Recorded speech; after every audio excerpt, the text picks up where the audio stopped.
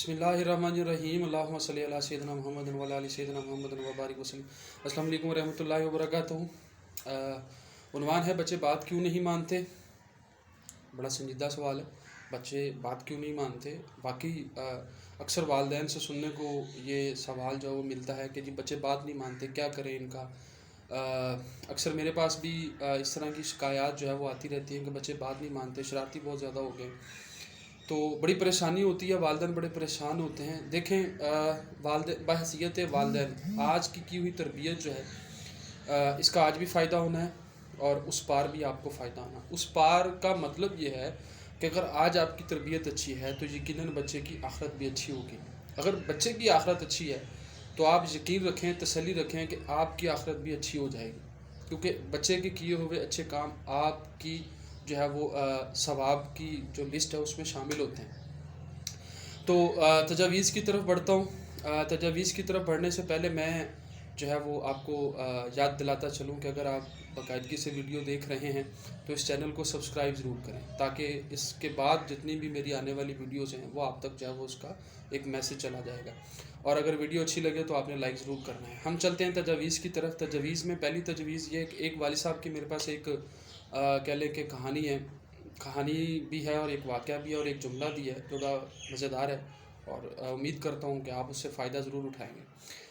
तो मैं एक वालिद साहब से मिला, उन्होंने मुझे कहा जी मैं फ़ारूक साहब अपने बच्चे की जो है वो बात बड़ी तसल्ली से सुनता हूँ, बड़ी जो है वो गैर मामूली बात भी जो है वो मैं बड़े अच्छे एहसन और संजीदा अंदाज में सुनता हूँ। गुड, बहुत अच्छी बात।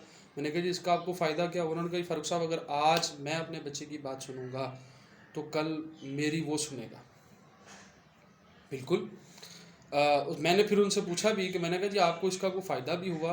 आफ्टर द कह लें कि फ्यू डेज़ फ्यू मंथ्स मुलाकात हुई, मैंने पूछा सर इसका कोई फ़ायदा हुआ। उन्होंने कहा बिल्कुल मुझे बहुत फ़ायदा हुआ, आज मेरा बच्चा मेरी बात तसल्ली से सुनता है। मैं हैरान हुआ, वाकई ऐसा है, मुमकिन हो सकता है कि आप अपने बच्चे की मामूली बात को भी आपने जो है वो नज़रअंदाज नहीं करना, आपने उसकी बात को सुनना है, उसके अंदर एतमाद की फ़िज़ा कायम करें और यकीन करें वो आपकी बात एक दिन ज़रूर सुनेगा। एक तो ये तजवीज़ है कि आप अपने बच्चे की गैर मामूली बात को भी तसल्ली से सुने आप। दूसरी ये वाली है कि आपने जो एक लाड़ प्यार वाली हमारे अंदर जो एक आदत पाई जाती है, माँओं के अंदर, बाप के अंदर, अक्सर हम बच्चों को लाड प्यार देते हैं तो एक बच्चे को लाड ज़्यादा दे देते हैं, एक बच्चे को मोहब्बत ज़्यादा दे देते हैं। उसकी वजह से भी बच्चों के अंदर जो है वो एक डिफरेंस क्रिएट होता है, एक इख्तलाफ पैदा हो जाता है। बच्चे समझते हैं कि मुझसे ज़्यादा इनको प्यार करते हैं, मुझसे ज़्यादा मेरी बहन को प्यार किया जाता है, भाई को ज़्यादा प्यार करते हैं वालिद साहब या वालदा। तो जब आप ये डिफरेंस क्रिएट करते हैं तो आपके बच्चों में जो है ये एक बड़ी ख़तरनाक जो है वो बात जाना शुरू होगी। आप उनको अपने आप से दूर करने लग पड़े। इस चीज़ से आपने बचना है। अगर आप बच्चे से मोहब्बत करते हैं, प्यार करते हैं, लाड करते हैं तो आपने बराबरी की सतह पे करना है। आपने महसूस नहीं होने देना कि आप एक बच्चे को ज़्यादा प्यार करते हैं और एक बच्चे को कम प्यार करते हैं, एक को ज़्यादा चीज़ ला के देते हैं, एक को जो है वो कम चीज़ ला के देते हैं। इस स्टेज पे आप अपने बच्चे को ये समझा सकते हैं कि बेटा इस्लाम के अंदर इस चीज़ की परमिशन है कि बेटे का जो है वो हिस्सा 2 है और बेटी का हिस्सा 1 है। जब आप बेटी और बेटे को सामने रख कर उनको ये चीज़ समझाएंगे कि जब भी कोई चीज़ लानी है तो उसमें से 2 हिस्से भाई के हैं, 1 हिस्सा जो है वो बहना का होगा। तो ये कंसेप्ट भी आपको हेल्प कर सकता है, इसको भी आप अप्लाई कर सकते हैं। इसके बाद तीसरी तजवीज़ ये है कि आप एक मीटिंग रखें अपने बच्चों के साथ। बड़े हैं बेशक छोटे हैं, आप एक मीटिंग उनके साथ जो है अरेंज करें, कमरे में तन्हाई में बैठें, उसकी जो गलतियां हैं, जो उसकी मिस्टेक्स हैं, उसको आप जो है वो ज़्यादा हाईलाइट ना करें, उसकी खूबियाँ बयान करें, उसकी अच्छाइयाँ बयान करें और उन अच्छाइयों के बयान करने के बाद उन्हें यह समझाएं कि बेटा अगर ये वाली जो चीज़ तुम्हारे अंदर पाई जाती है इसको ख़त्म कर दोगे ना तो तुम्हारी और इज़्ज़त हो जाएगी, तुम्हारा एहतराम और हो जाएगा, तुम्हारी टीचर तुमसे ज़्यादा मोहब्बत करेगी, प्यार करेगी, तुम्हें पास बिठा के काम करवाएगी। अगर तुम ये काम करोगे तो तुम्हारी वालदा तुमसे ज़्यादा मुतमिन होंगी, वो भी तुम्हें ज़्यादा प्यार करेंगी। हाँ, इसमें आपको इनामात की भी शराइत ला सकते हैं कि बेटा अगर तुमने ये क्लास में जो है वो सारे सब्जेक्ट्स के अच्छे नंबर लिए तो मैं आपको जो है वो एक बुक अच्छी ला के दूँगा, एक पेन ला के दूँगा, अदर थिंग जो भी आप मुनासिब समझते हैं बच्चे की जो उस वक़्त नीड हो सकती है वो दें। गैर ज़रूरी चीज़ की आपने जो है वो उनको इनामात की लालच नहीं देनी। इससे भी आप देखिएगा कि बच्चे के अंदर काफ़ी हद तक जो है वो आपको फ़र्क महसूस होगा। उसकी जो बात है یا اس کی جو بات ماننے کا جو انداز ہے وہ آپ کو کافی حد تک نا بہتر نظر آئے گا. اس میں پھر بچوں سے جو ہے وہ کام لینے کا ایک طریقہ ہے. آپ نے بچے سے کام کیسے لینا ہے. مثال کے طور پر اس میں یہ ہماری تیسری غالباً چوتھی تجویز ہے. اس میں کرنے والا کام کیا ہے کہ بچے سے آپ نے جو ہے کام کیسے لینا ہے. بچے نے آج نہانا ہے, بچے نے آج قرآن پاک پڑھنا ہے, بچے نے آج جو ہے وہ اسکول کا کام کرنا ہے. بچہ اٹھ گیا, آپ نے اس کو بلانا ہے, بیٹا نہانا ہے. تو کب نہانا ہے؟ 8 بجے نہانا ہے, 9 بجے نہانا ہے, 10 بجے نہانا ہے. تینوں ٹائم سوٹیبل ہیں. جس ٹائم تم چاہو تو نہا سکتے ہو. اس سے پہلے ہم یہ کام کر لیتے ہیں. اور یہ والی چیز آپ بچے میں ڈال کے دیکھیں, اس کے ساتھ یہ بیہیویئر کر کے دیکھیں, انشاءاللہ آپ کو اس میں فائدہ ہوگا. آپ کا بچہ آپ کو بتائے گا نہیں ماما میں نے 9 بجے نہانا ہے یا 10 بجے نہانا ہے, میں پہلے نہا لیتا ہوں, پھر میں دوسرا کام کروں گا, پھر میں باہر بازار سے چیز لینے کے لیے جاؤں گا. آپ یہ ہیبٹ جو ہے وہ بچے کے ساتھ کر کے دیکھیں. یہ والا جو میں نے تجویز دی یہ کر کے دیکھیں, انشاءاللہ اس کا آپ کو ضرور فائدہ ہوگا. پھر ایک چیز اور جو اگلی تجویز ہے وہ یہ ہے لکھ کر سمجھانا. اب یہ میرا ذاتی پریکٹیکل ہے. میں کئی ایسے ٹارگٹس ہیں جو میں نے لکھے تھے اپنے روم میں, جو ہے وہ چپساں کیا, اور اس کو میں دیکھتا تھا کہ جی یہ والا میں نے ٹارگٹ پورا کرنا. اور الحمدللہ اللہ پاک کا بڑا احسان ہے کہ وہ میرے ٹارگٹس پورے ہوتے تھے.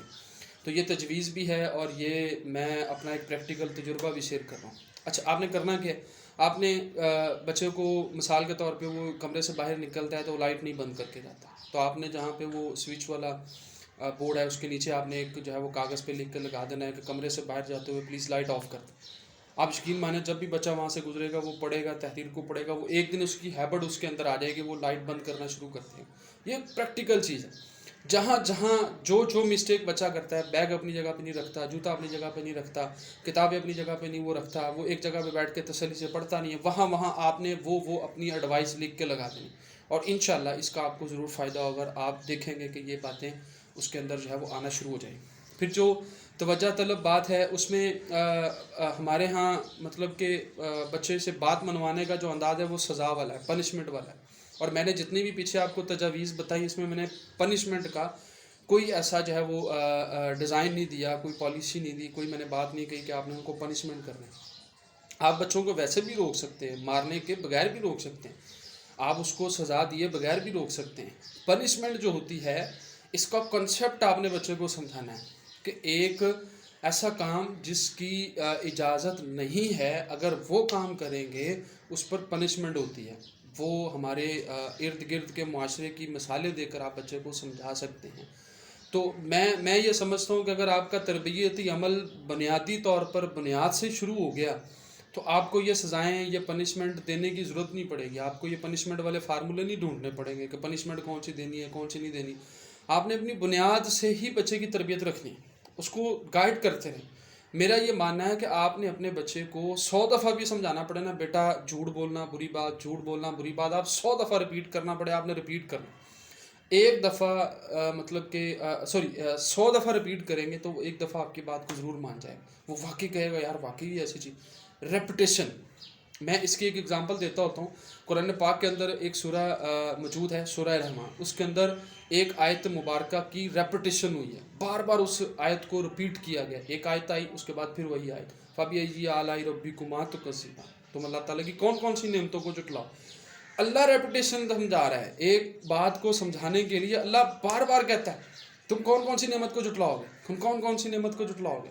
تو پھر یہ ایک سبق ہمیں مل گیا کہ اپنے بچے کو رپیٹ کریں کہ یہ کام نہیں کرنا, یہ کام نہیں کرنا, یہ کام نہیں کرنا. پنشمنٹ جو ہوتی ہے وہ آپ کے صبر کا آخری جو صبر کا پیمانہ لینے اس کی آخری سٹیج ہوتی ہے. آپ اتنے ہائپ ہو جاتے ہیں, اتنے غصے میں آ جاتے ہیں, اتنے پریشان ہو جاتے ہیں, اتنے ٹینس ہو جاتے ہیں کہ آپ پھر پنشمنٹ کا جو ہے وہ فارمولہ استعمال کرتے ہیں. میں یہ کہتا ہوں پنشمنٹ نہ دیں, پنشمنٹ سے بچے کی عزت نفس جو ہے وہ مجروح ہوتی ہے. آپ نے بچے کے اندر اعتماد پیدا کرنا ہے, اس کے اندر خود اعتمادی پیدا کرنی ہے. جس دن آپ نے خود اعتمادی پیدا کر لی, آپ کا بچہ آپ کی بات ماننا شروع ہو جائے گا, آپ کے مسئلے حل ہو جائیں گے. آپ اسکول والے کے نہیں پاس جائیں گے, آپ کسی ٹیچر کے پاس نہیں جائیں گے. سب سے پہلے آپ نے اپنی تربیت کرنی, اپنے اندر جھانکنا ہے, آپ نے اپنے اصول سیدھے کرنے ہیں, اپنے اصول بنا لیں, ڈیفائن کر لیں. بے شک آپ ایک رول یا ایک جو کانسٹیٹیوشن ہے نا جی گھر کا, وہ بنا کے آپ کسی جگہ پہ اویزہ کر دیں. بچہ اس کو روز دیکھے گا, روز پڑھے گا, وہ ایک دن ان چیزوں کا ہیبٹ اس کے اندر آ جائے گی, وہ اس کا عادی ہو جائے گا. تو میں دعا گو ہوں، اللہ تعالیٰ آپ کو اپنے حفظ و مان میں رکھے، اللہ آپ کے بچوں کو حفظ و مان میں رکھے. اور اگر میری یہ ویڈیو آپ کو اچھی لگی ہے تو اس کو شیئر کریے گا، اور اگر میری تجویز آپ کو اچھی لگی ہیں تو میں بہت کہہ لیں کہ شکر گزار ہوں اللہ پاک کا کہ میرے کچھ چند ایک الفاظ، ٹوٹے پھوٹے الفاظ آپ کو پسند آئے، آپ نے اس پہ جو ہے وہ لائک دیا. اپنی دعاؤں میں یاد رکھیے گا. بہت شکریہ. السلام علیکم ورحمۃ اللہ وبرکاتہ.